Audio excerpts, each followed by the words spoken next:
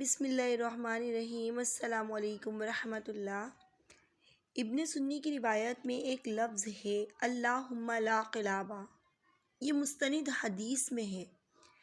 کسی کے ذہن میں یہ خیال ہے کہ مجھے یہ کاروبار کرنا چاہیے یا نہیں، یہ رشتہ کریں یا نہیں، یہ نوکری کرنی چاہیے یا نہیں، یہ سفر کرنا چاہیے یا نہیں، تو اگر ایسے سوالات اور خیالات نے آ گھیرا ہے تو آج میں آپ کو نہایت آزمودہ اور مجرب عملیات میں سے ایک عمل بتاؤں گی جس کسی نے بھی عمل کیا وہ مایوس نہیں ہوا۔ لا خلابہ۔ لا خلابہ کا لفظ ایک زبردست اور بیش قیمتی لفظ ہے۔ نوکری، کاروبار، شادی، سفر، کوئی چیز بیچنی ہو یا خریدنی ہو یا کسی بھی قسم کی کوئی مشکل درپیش ہو تو یہ ایک لفظ پڑھ لیں۔ نیز ہر قسم کی مشکل کے حل کے لیے لا خلابہ کا عمل کریں، بہت ہی مجرب عمل ہے۔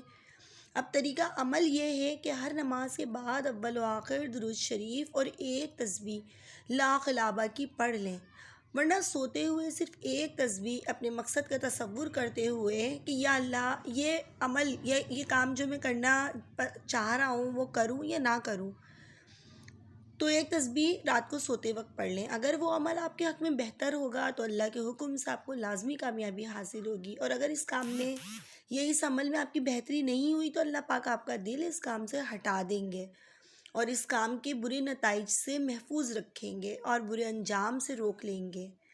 آپ اس لفظ لا خلابہ کو کھلا بھی پڑھ سکتے ہیں۔